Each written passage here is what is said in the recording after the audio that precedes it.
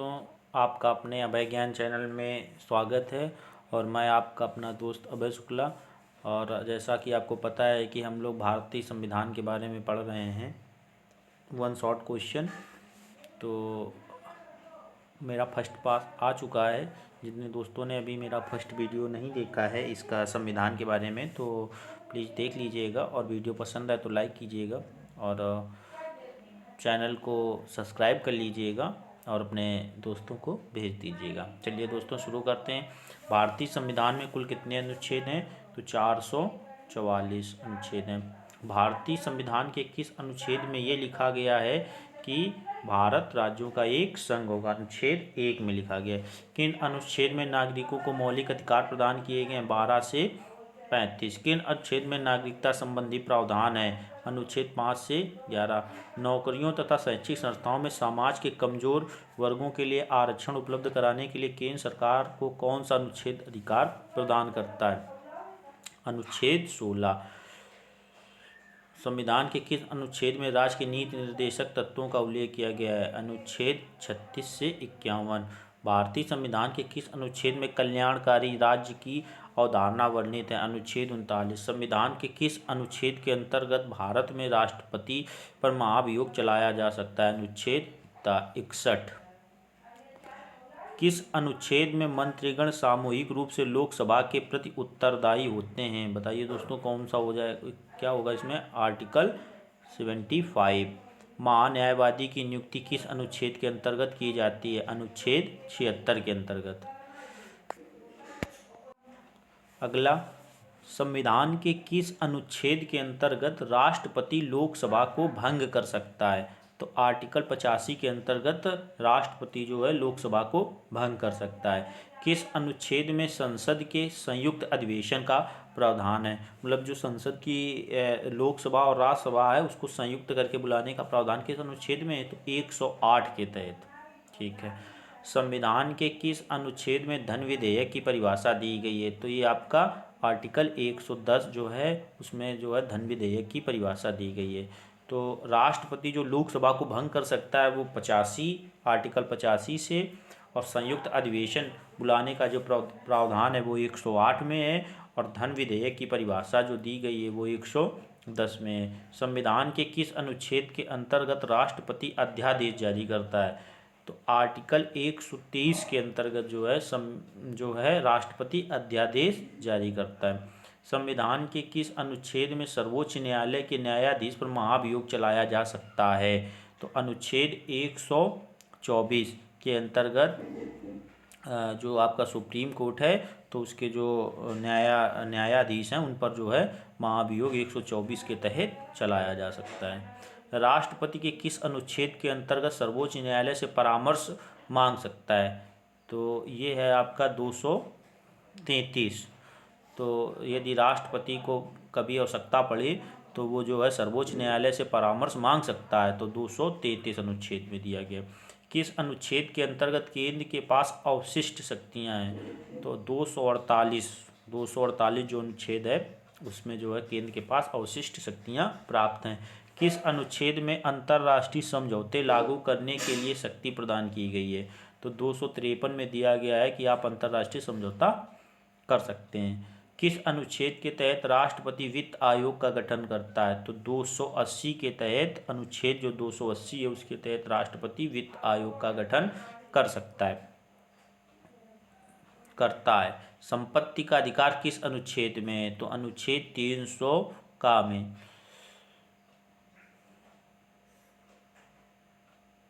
I hope दोस्तों ये video आपको अच्छी लग रही होगी। तो यदि अच्छी लग रही तो प्लीज़ चैनल को लाइक कर लीजिएगा और सब्सक्राइब कर दीजिएगा और बेल आइकन को प्रेस कर दीजिएगा, जिससे जो भी वीडियो पहले अपलोड होगी तो आप तक उसका नोटिफिकेशन पहुंच सके। संविधान के किस अनुच्छेद में संघ और राज्यों के लिए लोक सेवा आयोग का प्रावधान है? तो ये अनुच्छेद 315 है। किस अनुच्छेद के अंतर्गत हिंदी भाषा को राज्य की भाषा घोषित किया गया है? अनुच्छेद 343 फर्स्ट। संविधान के किस अनुच्छेद के तहत अनुसूचित जनजातियों के लिए एक राष्ट्रीय आयोग के गठन का प्रावधान है? तो अनुच्छेद 338 ए। संसद को संविधान संशोधन का अधिकार किस अनुच्छेद में दिया गया है? तो अनुच्छेद 368। संविधान के किस अनुच्छेद के अंतर्गत संविधान की प्रक्रिया का उल्लेख है? तो 356 के तहत। संविधान संशोधन 368 और संविधान की प्रक्रिया का उल्लेख जो दिया गया है वो 356 में दिया गया है। संविधान के किस अनुच्छेद में मंत्रिमंडल शब्द का प्रयोग संविधान में एक बार हुआ है? तो ये हुआ है आपका 352 में।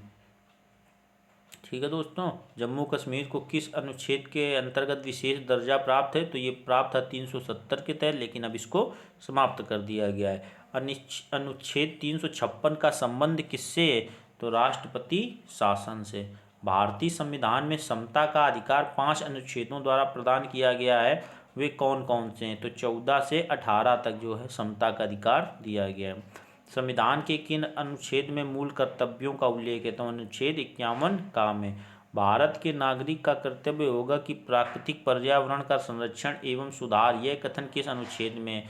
तो ये अनुच्छेद 1 ए में।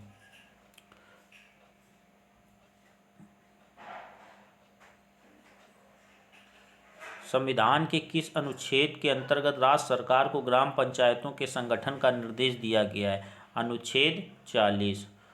वर्तमान में संविधान में कितनी अनुसूचियां हैं? 12।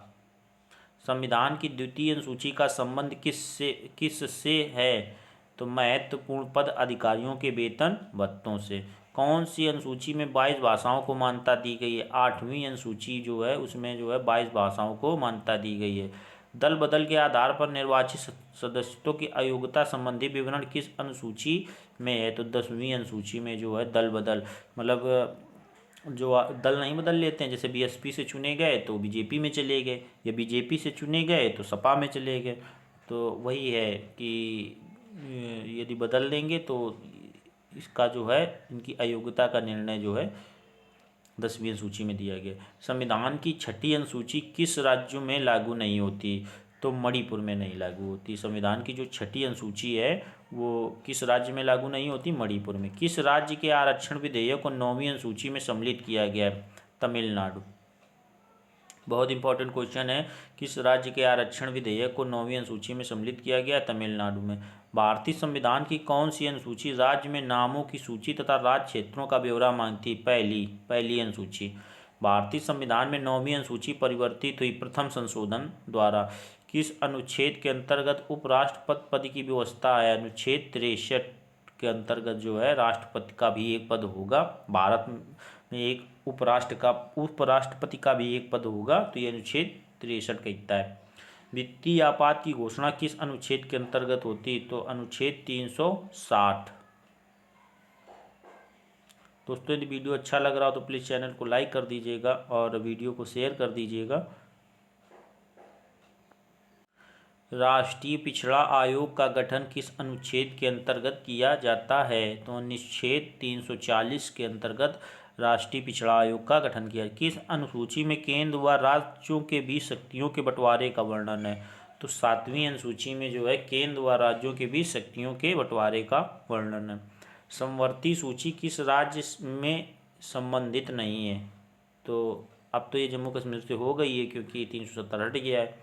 संविधान लागू होने के समय समवर्ती सूची में कितने विषय थे? तब 47 विषय थे समवर्ती सूची में। वर्तमान में राज्य सूची में कितने विषय हैं? तो 66 विषय हैं। वर्तमान में संघ सूची में कितने विषय हैं? 97 विषय हैं।